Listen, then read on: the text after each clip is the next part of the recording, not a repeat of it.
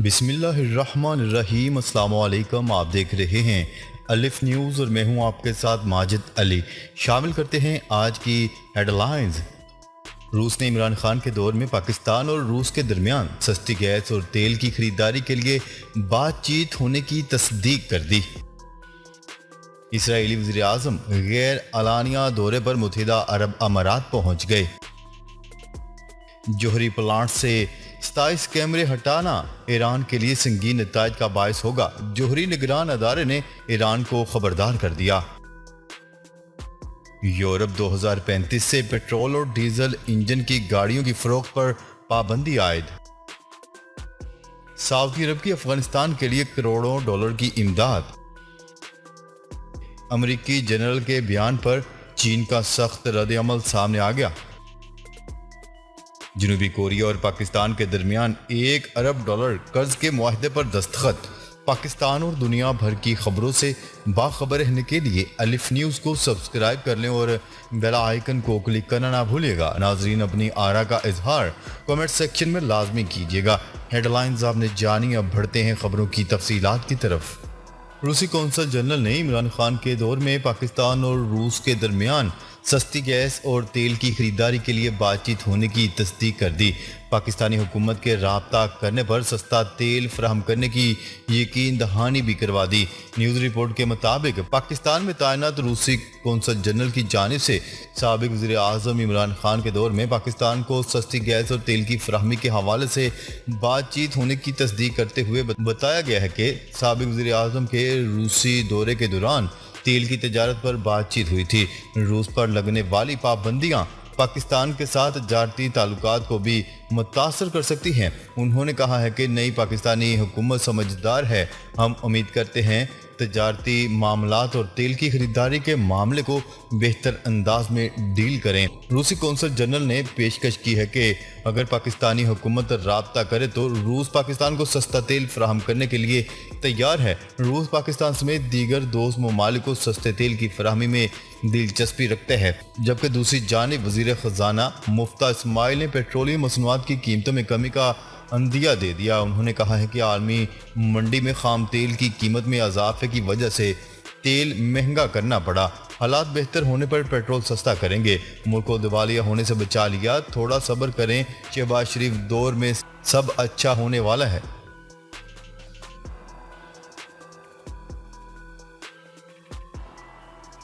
खबर के अगले हिस्से में बात करते हैं। इसराइली वज़ीर आज़म नफ्ताली बेनेट मुत्तहिदा अरब अमारात के दौरे पर पहुंच गए हैं। वो सदर शेख मोहम्मद बिन ज़ायद अल नहयान से मुलाकात करेंगे।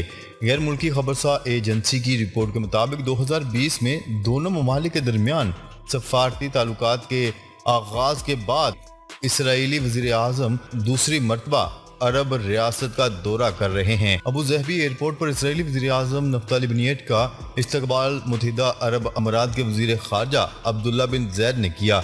इस दौरे से मुतल्लिक कोई पेशगी इतलात ऐलान नहीं किया गया। इसराइली वज़ीर आज़म हाउस से जारी करदा बयान में कहा गया है कि दौरे में मुख्तलिफ इलाकाई अमूर पर बातचीत होगी। ख्याल रहे कि गुज़िश्ता महीने इसराइल ने मुत्तहिदा अरब अमारात के साथ आज़ादाना तजारत का मुआहदा किया था। इस मुआहदे के तहत दोनों ममालिक में 95% से ज़ायद मसनूआत की तजारत पर कस्टम ड्यूटी ख़त्म कर दी गई है। पिछले बरस इसराइल और मुत्तहिदा अरब अमारात के दरमियान बाहमी तजारत का तखमीना $90 करोड़ लगाया गया है। मुत्तहिदा अरब अमारात वो पहला खलीजी मुल्क था जिसने इसराइल के साथ सफारती ताल्लुकात का आगाज किया।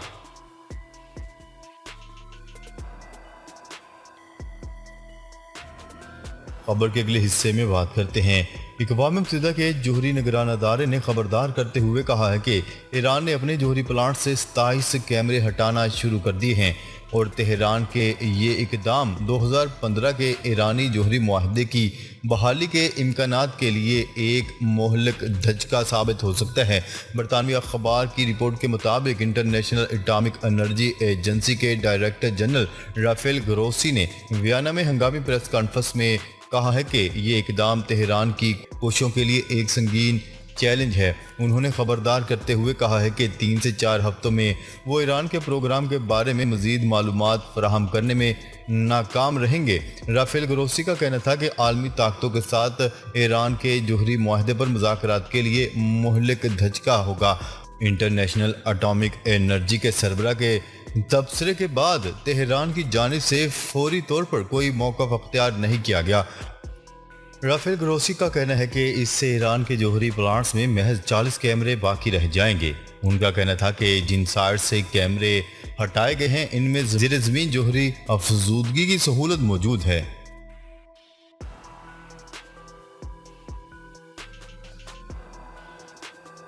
خبر کے اگلے حصے میں بات کرتے ہیں۔ یورپی یونین میں 2035 کے بعد پیٹرول اور ڈیزل انجن کی گاڑیوں کی فروخت پر پابندی کا قانون منظور کر لیا گیا ہے۔ نئے قانون کے مطابق کمپنیوں کو دھواں خارج کرنے والی گاڑیاں بنانا بند کرنا ہوگا۔ قانون کے مطابق 27 ممالک میں ڈیزل اور پیٹرول انجن گاڑیوں کی فروخت ممنوع ہوگی۔ یورپی یونین کی اسمبلی نے بدھ کے روز ووٹ دیا کہ گاڑیاں بنانے والوں سے اگلی دہائی کے وسط تک کاربن ڈائی آکسائیڈ کے اخراج میں 100% کمی کی جائے۔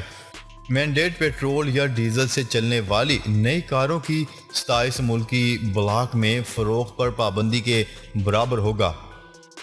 تاہم کچھ قانون سازوں کی جانب سے 2035 تک کاربن ڈائی آکسائیڈ کے اخراج میں 90% کمی کے ہدف کو کمزور کرنے کی کوشش کو مسترد کر دیا گیا۔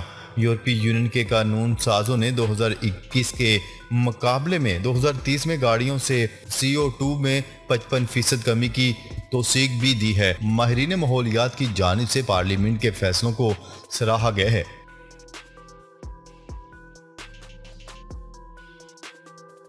خبر کے اگلے حصے میں بات کرتے ہیں۔ سعودی عرب کی افغانستان کے لیے کروڑوں ڈالرز کی امداد۔ سعودی عرب نے افغانستان کے لیے 3 کروڑ ڈالرز امداد کا اعلان کر دیا۔ سعودی عرب نے افغانستان کے انسانیت نواز کریڈٹ فنڈ کی مدد کے لیے $30 ملین عطیہ کرنے کا اعلان کیا ہے۔ یہ امداد اسلامی ڈیولپمنٹ بینک کے زیر انتظام افغانستان ٹرسٹ فنڈ کے حوالے کیا گیا۔ سعودی امداد افغان عوام کی فلاح و بہبود کے لیے خرچ کی جائے گی۔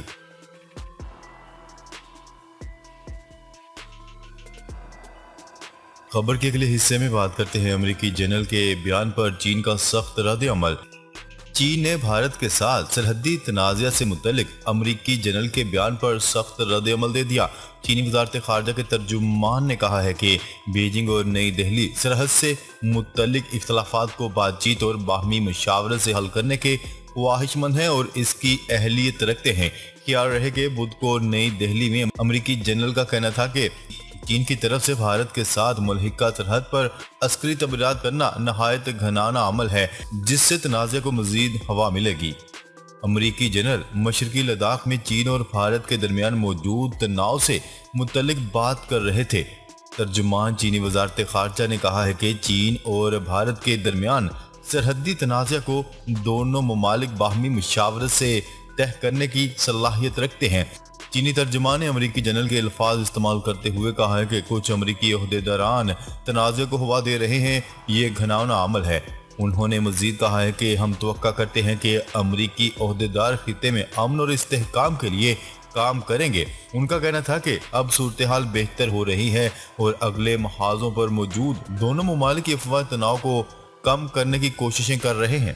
خیال رہے کہ پچھلے مہینے چین نے پینگونگ جھیل کے قریب دوسرے پل پر تعمیراتی کام کا آغاز کیا تھا۔ یہ علاقہ لداخ کے قریب واقع ہے۔